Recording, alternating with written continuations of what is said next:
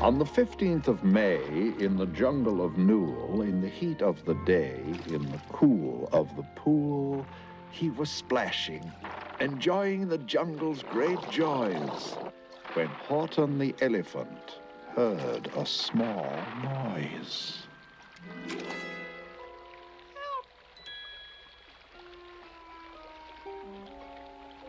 Then he heard it again, just a very faint yelp, as if some tiny person were calling for help. He looked and he looked. He could see nothing there but a small speck of dust drifting down through the air. Most highly peculiar. He'd never heard tell of a small speck of dust that was able to yell. Help! Please, help! You know what I think? I suspect that there must be something alive on that small speck of dust. Some sort of a person of a very small size. Too small to be seen by my elephant's eyes. If so, I should save him, because after all, a person's a person, no matter how small.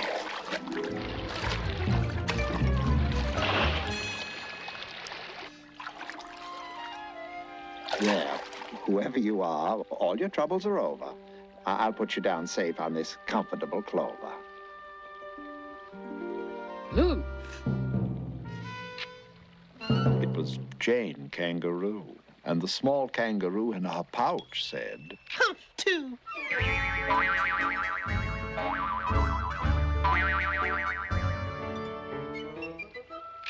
Why, that speck is as small as the head of a pin. A person on that? There never has been. I know it seems strange, but I tell you, sincerely, these extra big ears of mine heard him quite clearly. Horton, I've known you 12 years in the jungle of Newell, and I've always considered you somewhat a fool.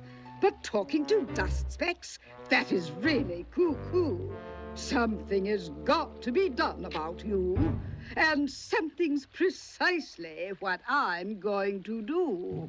And the small kangaroo in her pouch said, Me too. Come on, Junior.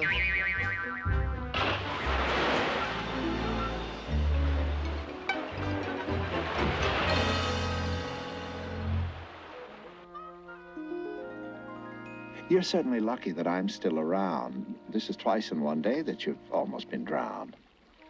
I know, and we're eternally grateful to know that you care. There really is someone down there. And I wish to say this. You're a most splendid friend. You've helped everyone here on this dust speck, no end. You've saved all our houses, our ceilings and floors. You've saved all our churches and grocery stores. What? You have buildings there, too? Oh, our buildings to you might seem terribly small, but to persons of our size, they're really quite tall. But this is incredible. What are you, anyhow? Not what, sir. I'm a who. A who? You're a who? Yes, a who. W-H-O. Who. I live here in Whoville. And what does a who do? Who do? Well, I am Dr. H. Whovey, professor of science. I've worked 50 years on my whoscope appliance. to prove to the people who live in this place there are worlds beyond ours, like yours, out in space. But the people down here don't believe me. They don't. That's perfectly right, Doc. We don't and we won't. Phooey to Hoovy! Old Hoovy's a jerk! That's their opinion of me and my work. Poor Dr. Hoovy, I can see that it's rough to have all those troubles. You sure got enough.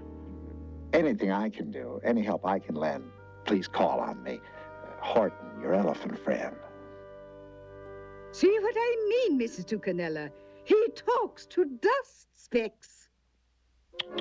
Mrs. Tucanella, it's our duty to warn everyone. Spread the word, Mrs. T, throughout Precinct 23. Really? This is highly confidential. This is just between us two, but Mrs. Tucanella told me Horton's talking to a who. A who? Who's a who? Well, my dear, that's just the point. There isn't any who. Horton's brain is out of joint. For goodness sake, a who?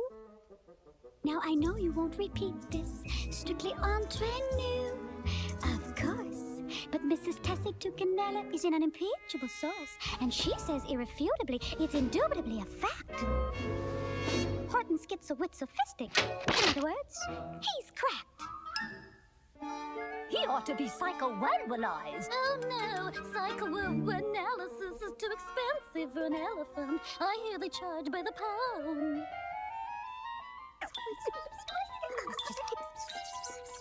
Mrs. Tucanella said...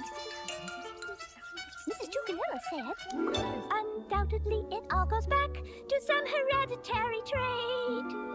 I've been reading quite a bit about heredity of late. And the uncle of Horton's cousin was an elephant named Nate, who had such grand illusions and confusions, apparitions and contusions. And he believed he was the father-in-law of Catherine the Great. Mrs. Tucanella told me that he's giddy as a kid. Mrs. Tucanella told me he's nitty as a mid. Horton's flipped his lid.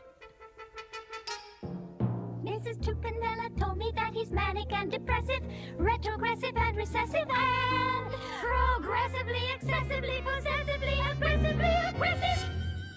Mrs. Tucanella said that? Well, my dears, if that's the case, this neighborhood's degenerating into a most unwholesome place. With demented elephants yet. We're going to get away from here as fast as we can get.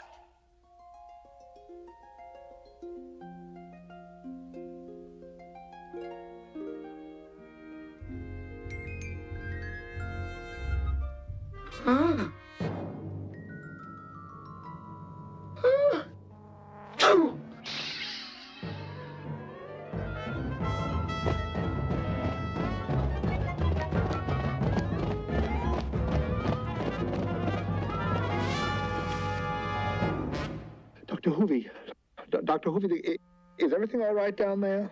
Yes, aside from a slight breeziness, everything's all right. But it is very discouraging, Mr. Horton. Nobody believes that you exist, or that anything exists outside his own little world. Old Doc Hoovy, he talked through a hose. Who will Doc talk to? Nobody knows. Then he say, My dear, it's perfectly clear that the world is a-sitting on an elephant's nose. the world is a-sitting on an elephant's nose. An elephant's what? An elephant's nose. What's an elephant? Old Doc Hoovy, that educated dope, he invented something called a hoo-hoo scope. He looked up in the sky and he say, my, it's gonna rain pickles and it's gonna pour soap. It's gonna rain pickles and it's gonna pour soap. Is Horton an elephant? No, man. Horton's a pickle. What's a Horton? Old Doc Hoovy, that old and famous Boy Scout, He's got all merit badges as to what it's about. He's saying, hip hip hooray, we got it made today. 'Cause we're all a-sittin', 'cause we're all a-sittin', yes, we're all a-sittin' on an elephant's nose. That's the picture, Mr. Horton. I don't like to fuss or moan, but if it weren't for you, I'd be all alone. I won't ever let you down. You're a person, after all. And a person is a person, no matter how small. Horton, since you've shunned my advice and still talk to that who, you have forced me to take drastic steps against you. And the small kangaroo in her pouch said, Me too. Yes, we've had enough of this rot. Gentlemen, do your duty. Rot, rot, rot, rot. It's a plot, plot, plot, plot. We're the Wickersham Brothers. We're on to your plot. Pretending you're talking to who are not. It's a deep, tight, evil political plot. Pretending you're talking to who are not. We're the Wickersham Brothers. We're vigilant spotters. Hot shot spotters of rotters and plotters. And we're going to save our sons and our daughters from you. You're a dastardly, dastardly, schnastardly schnook, trying to brainwash our brains with your gobbledygook.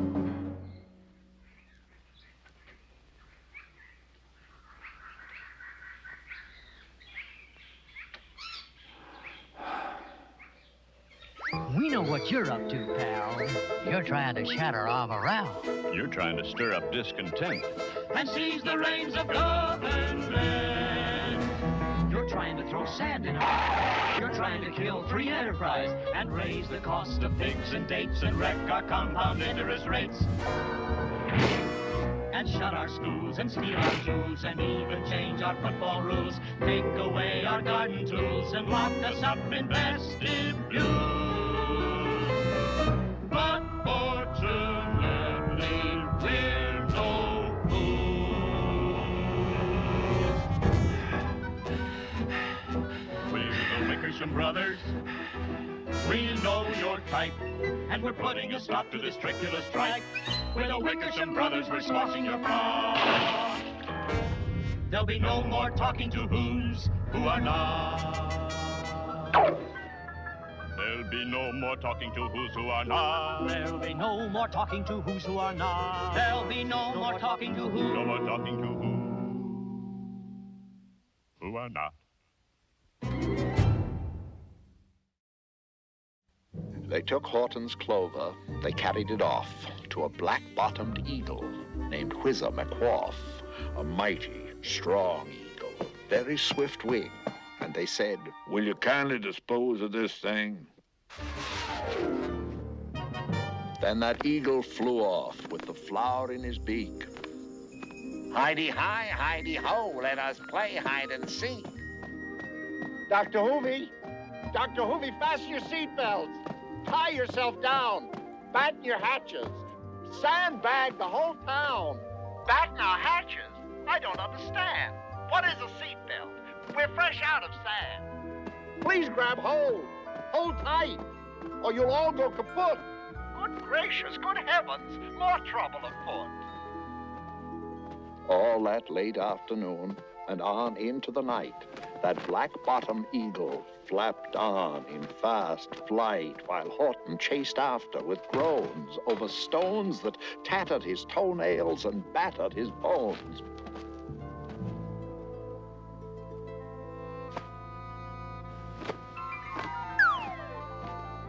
And at 5:45, precisely, he did it. It sure was a terrible place that he hid it. He let that small clover drop somewhere inside of a great patch of clover, 100 miles wide. Find that, huh? I fear you are destined to fail. And he left with a flip of his black-bottomed tail.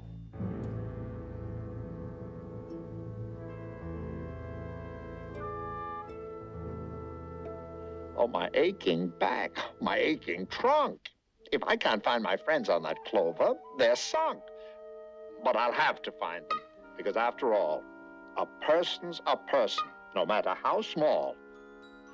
And clover by clover by clover, with care, he picked and he plucked and he called. Are you there? But clover by clover by clover, he found that the one he was seeking was just not around.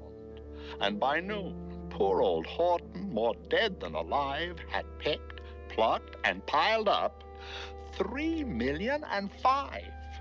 All through the afternoon, hour after hour. Then, finally, at last, from the 3 billionth flower came a voice that was hollow and ghostly and thin. Mr. Horton, for goodness sake, where have you been? Dr. Hoovy, quick, doctor, tell me, do tell. Are you safe? Are you sound? Are you whole? Are you well? Am I well? Am I whole? Am I safe? Am I sound? When that black-bottomed birdie let go and we dropped, dreadful crashing occurred. Our clocks have all stopped.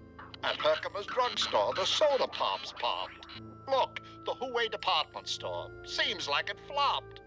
Such civic disaster has never been topped. Dr. Hoovy, Dr. Hoovy, you were absolutely right. You warned us, and you warned us, but we didn't see the light. The things you told us all were true. If we only knew. Dr. Hoovy, Dr. Hoovy, from here on in, we believe in you. Just tell us what we have to do. Just lead us and we'll follow you. We'll save this town. We'll save this world. Just tell us what we have to do. What to do? I wish I knew. Keep up your courage now. Never let it sink. Things are getting better. Much better. I think. Horton, for almost 2 days you've run wild and insisted on talking with persons who've never existed. Such carryings on in our peaceable jungle. We've had quite enough of your bungling bungle. Bungling bungle. So, with the help of the Wickersham brothers and dozens of Wickersham uncles and Wickersham cousins and Wickersham in-laws whose help I've engaged, you're going to be roped and you're going to be caged. He's going to be roped, he's going to be caged. Horton the elephant's going to be caged. He's going to be roped, he's going to be And caged. as for your dust speck, that we will boil in a hot steaming kettle of hazelnut oil. Boil my dust speck? No! That you can't do. It's all full of persons. I'll prove it to you. Boil that dust speck, boil that dust speck, boil that dust speck. Boil, boil, boil, boil. Hazelnut. Hazelnut. Hazelnut, boil. You who's don't give up. I believe in you all. A person's a person, no matter how small. And you very small persons will not have to die if you make yourselves heard. So come on now and try. We are here, we are here, we are here. Sound off, it's time to be heard. Your time's running out, it's your time to be heard. Give with a goggle or chirp like a bird or blunk on a blunker. Blunk on a blunker and make yourself heard. Blow on a blueser. Anything goes. If you can't blow a blueser, try blowing your nose. If you can't snap your fingers, try snapping your toes. Anything. Anything. Anything. Anything, anything, anything, anything goes. Sound off, come make yourself know. Play beetle-dee-boop on a xylophone. Play bap-bap-bap on a dinosaur bone. Play anything, neighbor. Just make yourself known. Play an octet on a ocarina. Play bubble-dee-bub on a coffee machine. Play on a pizzit. Fizz on a pizzit. Get on something, whatever it is. All noises are needed, refined or absurd. Sound off, neighbor, and make yourself heard. We're here, we're here, we're here, we are here. We're here, we are here, we are here, we are here. We are here, we are here, we are here, we are here. You surely heard that. Just as clear as a bell. Everything's going to be just perfectly swell. Humph! I heard nothing. And you didn't either. And as for my progeny, he didn't. Neither. He's going to be roped, he's going to be caged. Horton the elephant's going to be caged. He's going to be roped, he's going to be caged. Horton the elephant's going to be caged. He's going to be roped, he's going to be caged. Horton the elephant's going to be caged. Boil that dust, boil that dust. Doctor, make certain that everyone's working. Look through your town. Is there anyone shirking? Was there anyone shirking? Was every who working? Through the town raced Doc Hoovy from east to the west. But everyone seemed to be doing his best. Everyone seemed to be yapping or yipping. Everyone seemed to be beeping or bipping. But it wasn't enough, all this ruckus and roar. He had to find someone to help him make more. He raced through each building. He searched floor by floor. And just as he felt he was getting nowhere and almost about to give up in despair, in the Fairfax Apartments, apartment 12J, behind an umbrella stand hidden away, he discovered a very small shirker named Jojo standing. Just standing and bouncing a yo-yo, not making a sound, not a yip, not a chirp. Come on, boy, you're needed. He grabbed the young twerp and he raced with the lad toward the Eiffelberg Tower, telling him, "This is your town's darkest hour." Thus he spoke as he climbed. Then he got to the top. Then the doctor said, "Make a yip, make a yop." Boil that dust speck, boil that dust speck. Can't you yip? Can't you yop? I just don't know, sir. I never have tried. Boil that dust speck. You better try soon, or you're going to be fried. Boil, boil, boil, boil. Well, sir, I think I'll try a yip. Hazelnut, hazelnut. Second thought, sir, I think I'll try a yop. Hazelnut, boil. Yeah. Yop! We're here, we're here, we're here, we're here. That yop had one small extra yop put it over. Finally, at last, from that speck on that clover, their voices were heard, ringing clear through the air. They are there. They are there. They are there. The people had spoken, no matter how small, and their whole world was saved by the smallest of all. Yeah.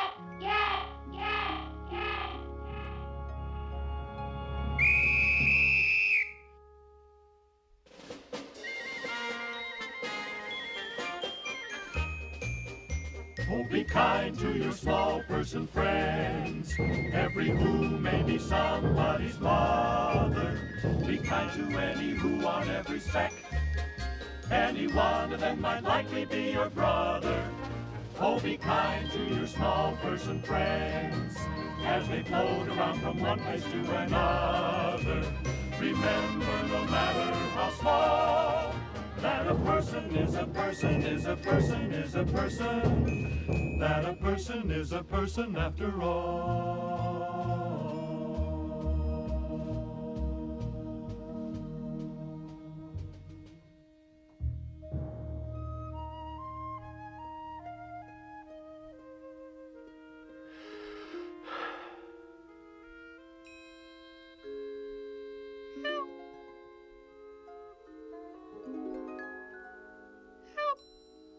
Oh, no.